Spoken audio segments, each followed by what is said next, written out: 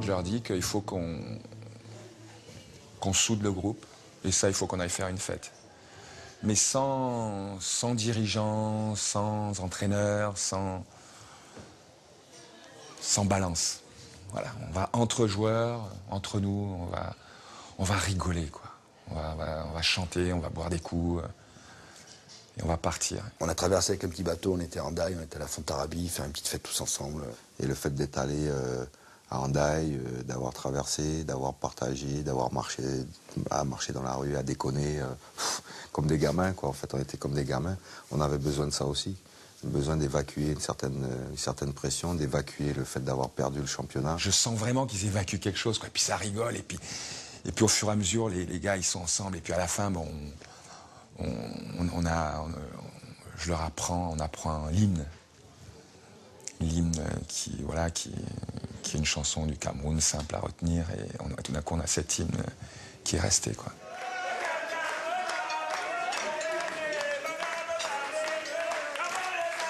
Yannick, c'est le grand frère, en fait. Le simple fait qu'il soit là, ça rassurait tout le monde.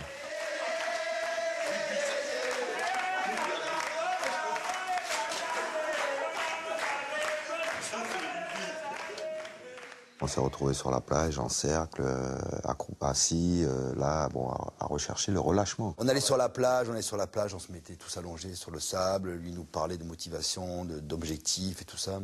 On est au bord de la mer, c'est magnifique. Et on ferme les yeux et puis on se projette au stade. C'est le jour de la finale, on est prêt. On est prêt à gagner. On y va pour gagner.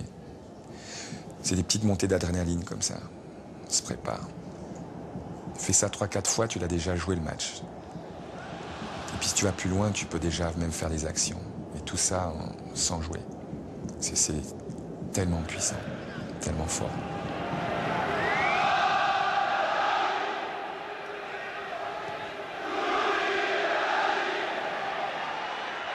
Le vrai match. 3 ans après Marseille, Paris peut devenir le 2e club français à remporter une Coupe d'Europe.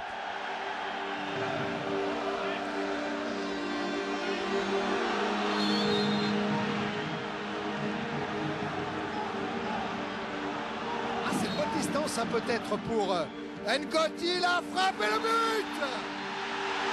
But de Bruno Ngoti.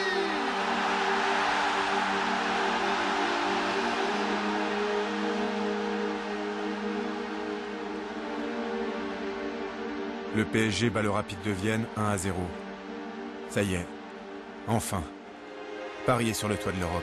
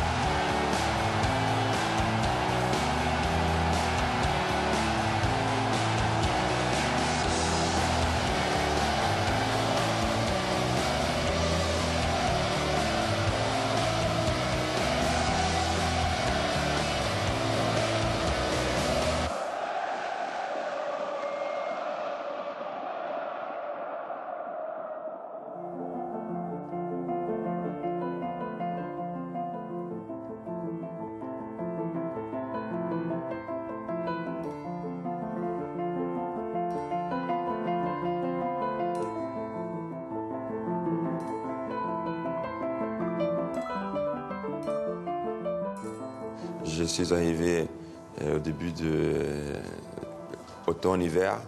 Et c'était un an qui était très dur. L'hiver était très dur. Donc il y a eu plein de choses à s'adapter. La famille, tout ça, que c'est très important pour les Brésiliens. Puis il a eu beaucoup de difficultés lors de sa première saison. Donc, et sans jamais se plaindre, sans jamais rien dire. Bon, je me souviens, il était assis à côté de moi au vestiaire, il avait froid, alors c'est moi qui lui donnais les tuyaux pour qu'il ait moins froid aux pieds, mettre du papier, mettre un sachet, enfin.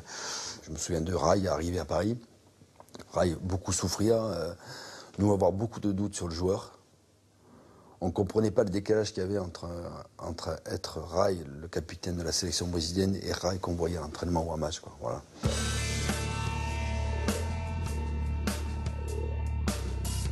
Rai déçoit et les critiques fusent de partout.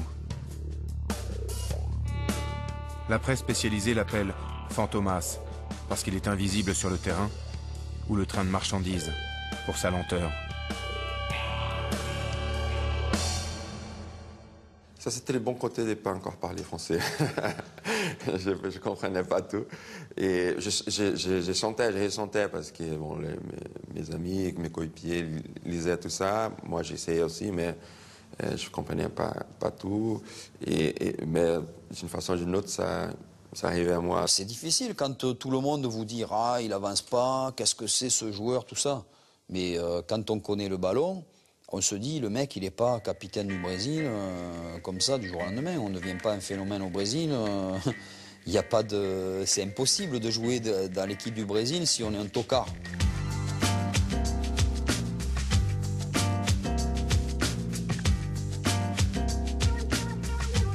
Il faudra 1 an au capitaine de l'équipe du Brésil pour s'acclimater. Et pour montrer à ses détracteurs qu'il est tout, sauf un tocard.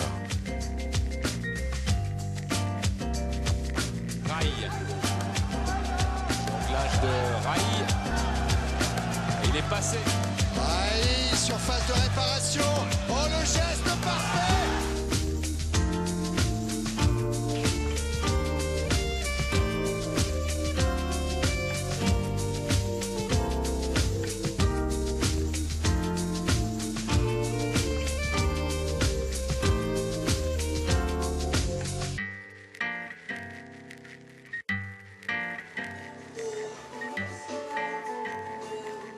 Vas-y, vas-y.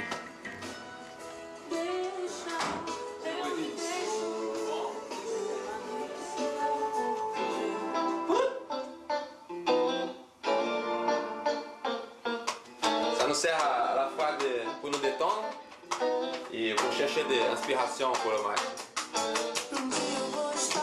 On vit pas sans la musique. Vous vous rendez compte, le capitaine de la sélection brésilienne qui arrive, le gars, il vient, il est comme n'importe quel footballeur. Bonjour, au revoir, il se prend pas du tout au sérieux. Voilà, il a fait l'unanimité par son comportement. Les gens ont été très très durs avec Rai.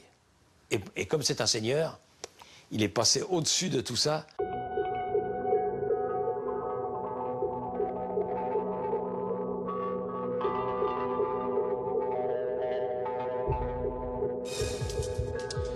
Bonjour à tous. L'invraisemblable boulette du Paris Saint-Germain en faisant jouer Laurent Fournier à Bucarest alors qu'il était suspendu, le club transforme sa courte défaite 3-2 en défaite 3-0 sur tapis vert.